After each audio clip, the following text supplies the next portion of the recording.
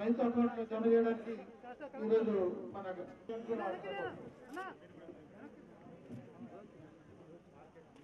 రైతాంగం కూర్చొని వాళ్ళ సమస్యలు మాట్లాడుకోవడానికి వాళ్ళ బ్రహ్మాండమైన రైతు వేదిక నిర్మాణం జరిగింది.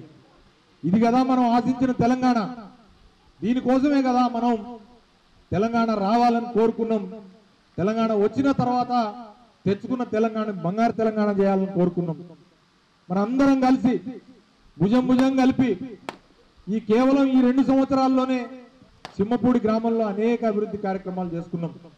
గత 5 సంవత్సరాలు నేను ఎమ్మెల్యేగా ఉండగా ఎప్పుడు కూడా చాలా రోజులుగా పెండింగ్ ఉన్న రోడ్లు అన్ని చేసుకున్నాం.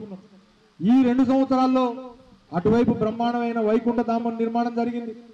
ఇటువైపు వస్తే మిగతా కార్యక్రమాలన్నీ కూడా చేసుకున్నాం. సర్పంచ్ గారు కానీ, వైస్ ఎంపీపీ గారు కానీ, లేదా దొంత సత్యనారాయణ గారు కానీ, మిగతా ప్రజాప్రతినిధులందరికీ కూడా నేను పేరు పేరున నా అభినందనలు తెలియజేస్తా ఉన్నా. జట్టు గట్టి పట్టు పడితే డెవలప్మెంట్ ఎట్లా ఉంటది అనేది చింహపూడి గ్రామం చూపిస్తా ఉంది. తప్పకుండా ఈ బెల్ట్ కూడా నాకు ఎటువంటి డౌట్ లేదు. కోయిచిలక కానీ, రేగుల చిలక కానీ, చింహపూడి కానీ, కోటపాడు కానీ, పాపడపల్లి కానీ మరి అద్భుతంగా అభివృద్ధి వైపు దూసుకుపోతా ఉన్నాయి. నేను మంత్రి ఉండగా ఇంకా ఎక్కువ మీరు నా నుంచి పని తీసుకోవాలని చెప్పి కోరుతా ఉన్నా. ఈ 3 ఏళ్ళు ఇంకా ఉంది. ఈ 3 ఏళ్ల ప్రభుత్వం ఇవాళ బ్రహ్మాండంగా మీ మధ్యలో వచ్చి నేను పాల్గొంటున్నందుకు నాకు సంతోషం. ఎందుకంటే ఇవాళ డిసెంబర్ 11వ తారీఖు నేను గెలిచి 2వ సారి 2 ఏళ్ళు అయింది. ఆ సందర్భంగా మీ మధ్యకు వచ్చినందుకు చాలా ఆనందంగా ఉంది. మీరందరూ నన్ను గెలిపించి ఎమ్మెల్యే చేసినందుకు మీ దయ వల్ల, మీ సహాయ సహకారాల వల్ల ఇవాళ మీ అజయ్ అన్న మీ ముందు మంత్రిగా ఉన్నాడు. 2 ఏళ్ళు 2వ సారి గెలిచిన తర్వాత ఇవాళనే డిసెంబర్ 11వ తారీఖు ఎన్నికల రిజల్ట్ వచ్చింది. ఈ సందర్భంగా చింహపూడిలో నా సోదర సోదరిమణులందరికీ ఒకటే తెలియజేస్తా ఉన్నా. గతంలో చింహపూడి అంటే కొట్లాటలు, పోలీస్ కేసులు, దొమ్మిలు, మాట మాట్లాడితే అంటే ఆంటల కక్షలు, కార్పణ్యాలు. ఇవాళ ఏం లేవు. ఉత్తారావు గారు చెప్తున్నట్టు 6 నెలలు అయిందంట పోలీసు వాళ్ళు ఈ ఊరు రాక. 6 నెలలు అయింది పోలీసు వాళ్ళు ఈ ఊరు రాక. అంటే దాని అర్థం ఏంటి? మాకొద్దు కొట్లాటలు, మాకు అభివృద్ధి కావాలి, మేమందరం కూడా కలిసిమెలిసి జీవిస్తా ఉన్నాం. ఎన్నికలప్పుడు రాజకీయాలు, మిగతా సమయంలో గ్రామ ప్రజలందరూ ఒక్క తాటి మీద ఉండాలి. గ్రామ ప్రజలన్నీ తిమ్మపూడి గ్రామ ప్రజలు నిర్ణయం చేసుకున్నారు. ఇవాళ ఒక్కసారి ఆలోచన చేసుకుంటే 24 గంటల కరెంటు రైతాంగానికి ఇచ్చి, నీళ్లు పుష్కలంగా ఇచ్చి, పండించే పంటకి ఆర్థిక సహాయం, మరి రైతుకు పెట్టుబడి కోసం రైతు బంధు పథకం ద్వారా సంవత్సరంలో 2 సార్లు ఎకరానికి 10,000 రూపాయల ఆర్థిక సాయం ఇచ్చి, పండించిన ప్రతి గింజను కూడా మీ ఎదురుగానే ఉంది కొనుగోలు కేంద్రం. ప్రతి ఊరిలో కొనుగోలు కేంద్రం పెట్టి ఆ కొనుగోలు కేంద్రం ద్వారా పండించిన ప్రతి గింజను కూడా కొంటా ఉన్నాం. దాంతో పాటుగా పత్తి గాని, మిర్చి గాని ఈ సంవత్సరం అద్భుతంగా, పోయిన సంవత్సరం కూడా బ్రహ్మాండంగా రేటు వచ్చింది. ఈ సంవత్సరం కూడా మన వ్యవసాయ మార్కెట్ ని మన రఘునాథపాలెం గుర్తపట్టింది.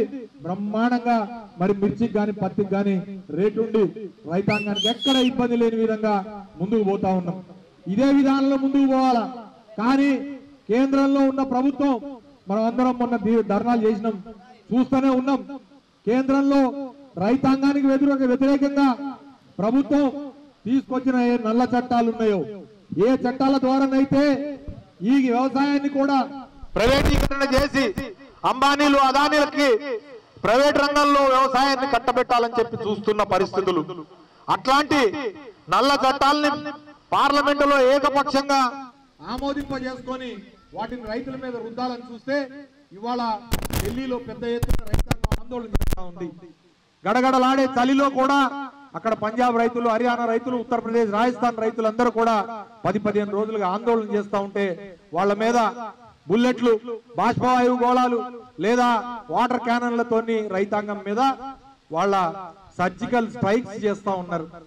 అదే నేను అడుగుతా ఉన్నా, ఈ రైతులు ఎప్పుడు కూడా పండించిన ధాన్యానికి మినిమం సపోర్ట్ ప్రైస్ ఎంఎస్పి అంటే కనీస మద్దతు ధర నువ్వు ప్రకటించితే ఆ ప్రకటించిన దాని వల్ల కనీసం ప్రైవేట్ వాళ్ళు దానికి అటు ఇటుగా కొంతనన్నా కొంటా ఉన్నారు. కానీ తెచ్చిన కొత్త చట్టంలో కనీస మద్దతు ధరకు సంబంధించిన ఎటువంటి ప్రస్తావన లేదు. మార్కెట్ యార్డులు లేదా మండీల్ని రద్దు చేయడం జరుగుతూ ఉంది. ఏ పంట ఎవరైనా ఎక్కడైనా అమ్ముకోవచ్చు, కొనుగోలు చేయొచ్చు అనే ఒక విధానం ద్వారా కార్పొరేట్లని, ప్రైవేటు రంగాల్ని ఇందులో జొచ్చుకొచ్చేటట్టు చేస్తా ఉన్నారు. నేను అడుగుతా ఉన్నా, మన ప్రభుత్వం మీ ముంగిటికే వచ్చి ఇక్కడ ధాన్యం కొంటా ఉంటే మీకు సౌలభ్యంగా ఉంది, లేదా ఇక్కడ పండించిన పత్తి గాని లేదా మిర్చిని గాని ఖమ్మం మార్కెట్ యార్డుకి తీసుకెళ్లి అమ్ముకుంటానికి అవకాశం ఉంది. ఎంతో కొంత నేను, వెంకటరమణ లాంటి వాళ్ళు ఎవరో ఉండి ఆడ వచ్చే రేటుని కనీసం రైతులకి ఆ కనీస మద్దతు ధర కల్పించే విధంగా చేస్తాం. మరి చిమ్మపూడిలో ఉన్న రైతు తను పండించిన పత్తిని గాని, మిర్చిని గాని ఢిల్లీలోనో, అహ్మదాబాద్ లోనో లేకపోతే చెన్నైలోనో తీసుకుపోయి అమ్ముకోగలుగుతాడా? ఒక్కసారి ఆలోచన చేయాలా. దానివల్ల రైతులకి ఏమన్నా లాభం ఉందా? లేదు. కానీ అదే ఢిల్లీలో, అహ్మదాబాద్ లో, చెన్నైలో ఉన్న ప్రైవేటు వ్యాపారులు వచ్చి మన రఘునాథపాలెం మండలాన్ని గుత్తకు పడితే మన పరిస్థితి రేపు ఏం కావాలో ఒక్కసారి ఆలోచన చేయండి. రైతులు ఆగంగారా? ప్రైవేటీకరణ జరిగితే వ్యవసాయాన్ని కూడా ప్రైవేటీకరణ చేస్తారా? రైల్వేల్ని ప్రైవేటీకరణ చేశారు, ఎల్ఐసిని చేశారు, ఎయిర్ ఇండియాని చేశారు, అట్లనే పెట్రోల్ కి సంబంధించిన కంపెనీలు చేశారు. ఆఖరికి వ్యవసాయాన్ని కూడా అంబానీలకి, అదానీలకి మీరు కట్టబెట్టాలని చూస్తా ఉంటే రైతులు కన్నెర్ర చేస్తా ఉన్నారు. అందుకనే మనం సంఘటితం కావాలి. అట్లాంటి చట్టాలని మన తెలంగాణలో కేసీఆర్ బతుకున్నంత వరకు ఎప్పుడు కూడా అవి అమలు జరగనివ్వనని చెప్పి కేసీఆర్ కంకణం కట్టిండు. అందుకని చెప్పి మనం కూడా ఈ రైతు బంధు, రైతు రాజ్యం కేసీఆర్ దే ఉండాలా. కేసీఆర్ ముఖ్యమంత్రికి ఉన్నంత కాలం తెలంగాణలో రైతాంగానికి ఎటువంటి డోకా ఉండదు. ఒక్క రైతుకి ఏమన్నా చిన్న అపాయం జరిగినా, ఎవరైనా మరణిస్తే కేవలం 10 రోజుల్లో ఆ రైతుకు కుంట భూమి ఉన్నా కూడా 5 లక్షల రూపాయల రైతు బీమా ద్వారా రైతులకు చెందుతా ఉందా లేదా ఇవాళ అడుగుతా ఉన్నాం. ఎవరికి కూడా దఫ్తర్కు పోయేది లేదు, దరఖాస్తు పెట్టేది లేదు, రూపాయి లంచం ఇచ్చే కార్యక్రమం లేదు. అట్లాంటి పారదర్శకమైన పరిపాలన జరుగుతున్న తెలంగాణ రాష్ట్రంలో ఇవాళ రైతే రాజుగా ముందుకు పోతా ఉన్నాం. అందుకనే రైతుల్ని సంఘటితం చేయాలని చెప్పే ఉద్దేశంతోనే ఇవాళ రైతు వేదికలు నిర్మాణం చేశాం.